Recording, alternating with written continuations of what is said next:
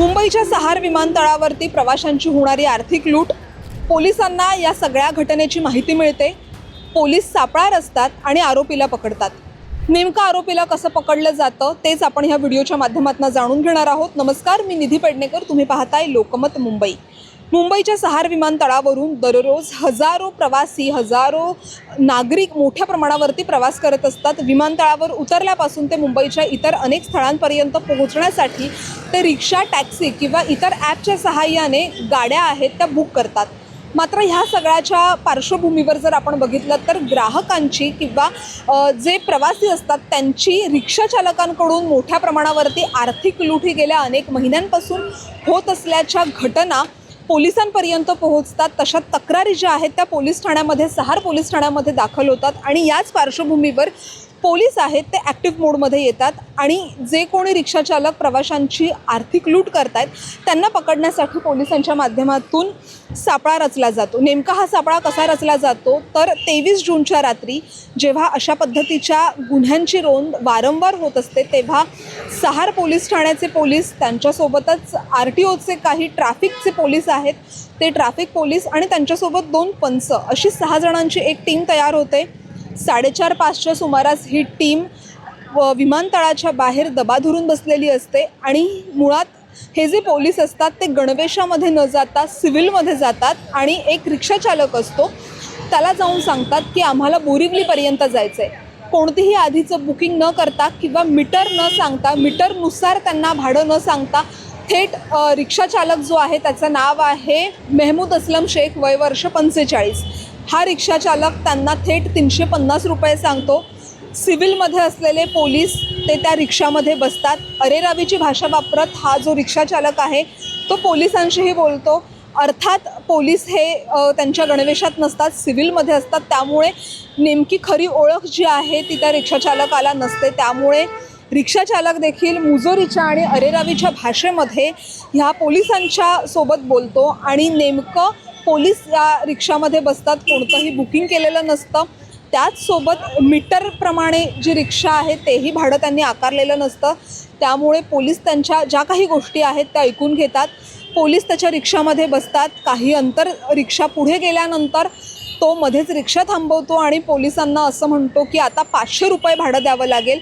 Police नेमकं विचारतात की कशासाठी 500 रुपये भाडं? आधी तुम्ही 350 सांगितलं, थेट आता 500 रुपये कसलं भाडं? विमानतळापासून बोरिवलीपर्यंत जाण्याचं 500 रुपये भाडं कसलं? असं विचारल्यावर तो आणखी मुजोरीच्या भाषेमध्ये पोलिसांशी रिक्षाचालक बोलतो आणि त्यांना सांगतो की जे भाडं मी सांगितलं आहे ते द्यावं लागेल, नाहीतर मी माझ्या पद्धतीनं हे प्रकरण हँडल करीन किंवा मग तुम्ही बघा मी पुढे काय करतो.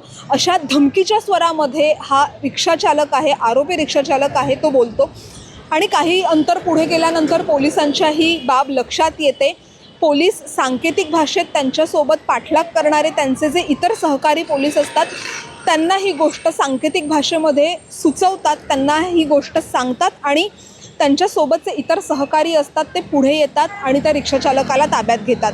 रिक्षाचालकाला ताब्यात घेतल्यानंतर रिक्षाचालकाला देखील कळतं की आपल्या रिक्षामध्ये बसलेले हे कोणी सामान्य प्रवासी नसून हे पोलीस आहेत आणि त्यामुळे रिक्षाचालक जो आहे तो सुद्धा काही प्रमाणात गोंधळतो. मात्र रिक्षाचालकाला नेमके ह्यांची ओळख पटलेली नसते. त्यामुळे रिक्षाचालक प्रवाशांशी कशा पद्धतीनं गैरवर्तन करतो, मुजोरीच्या भाषेमध्ये प्रवाशांशी बोलतो आणि दुपटीने तिपटीने पैसे कसे घेतो, मुजोरी कशी दाखवतो, प्रवाशांची आर्थिक लूट कशी करतो, हे प्रात्यक्षिकच पोलिसांना ह्या घटनेच्या माध्यमातून कळलेलं असतं. सहार पोलीस ठाण्याचे सिनियर PI मनोज चाळके यांच्याशी आम्ही संवाद साधला, त्यांच्याशी आम्ही संपर्क केला. तेव्हा त्यांच्या माध्यमातून आम्हाला माहिती मिळाली की जानेवारीपासून एप्रिल महिन्यापर्यंत मोठ्या प्रमाणावरती अशा आर्थिक लुटीच्या ज्या तक्रारी आहेत त्या सहार पोलीस स्थानकामध्ये दाखल होत होत्या आणि याच पार्श्वभूमीवर आम्ही दर दिवशी पेट्रोलिंग करतो आणि त्याच्या माध्यमातून आम्ही 16 जणांवरती आर्थिक लूट केल्याप्रकरणी गुन्हे दाखल केलेले आहेत. त्याच पद्धतीने आम्ही दबा धरून बसलेलो होतो, आम्ही ट्रॅप रचलेला होता आणि हा रिक्षाचालक जो आहे मेहमूद अस्लम शेख हा आमच्यात जो ट्रॅप आम्ही रचलेला होता त्याच्यामध्ये तो अडकला होता.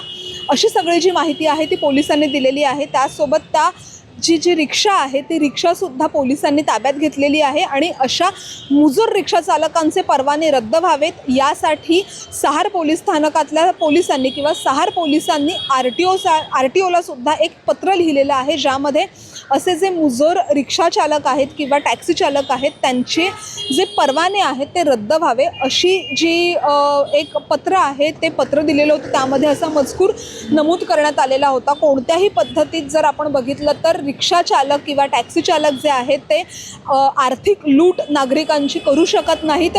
मीटरप्रमाणे किंवा अंतराप्रमाणे जे नेमून दिलेलं जे नमूद केलेलं जे भाडं असतं तेच भाडं आकारण्याची परवानगी ह्या टॅक्सी चालक किंवा रिक्षा चालकांना असते. मात्र अशा कोणत्याही पद्धतीचं ते न करता, अधिकृत भाडं न आकारता अवाजवी दराने जे तोंडाला येईल ते भाडं सांगत होते. त्यामुळेच पोलिसांनी सुद्धा आता ही जी मोहीम आहे ती आता राबवण्याचं पुढे देखील निश्चित केलेलं आहे आणि पोलिसांच्या माध्यमातून त्यामध्ये सहार पोलीस स्थानक असेल किंवा RTO असेल यांच्या माध्यमातून सुद्धा अशा ज्या विशेष मोहिमा आहेत त्या भविष्यात देखील राबवण्यात येतील असं सुद्धा माहिती जी आहे ती सहार पोलिसांच्या वतीनं देण्यात आलेली आहे. त्यामुळे पोलिसांनी सतत ज्या नागरिकांकडनं, प्रवाशांकडनं वारंवार ज्या तक्रारी येत आहेत त्यांच्या पार्श्वभूमीवर पोलिसांनी सुद्धा मोठ्या प्रमाणावरती इथं सर्च ऑपरेशन केलेलं होतं, दबा धरून बसलेले होते.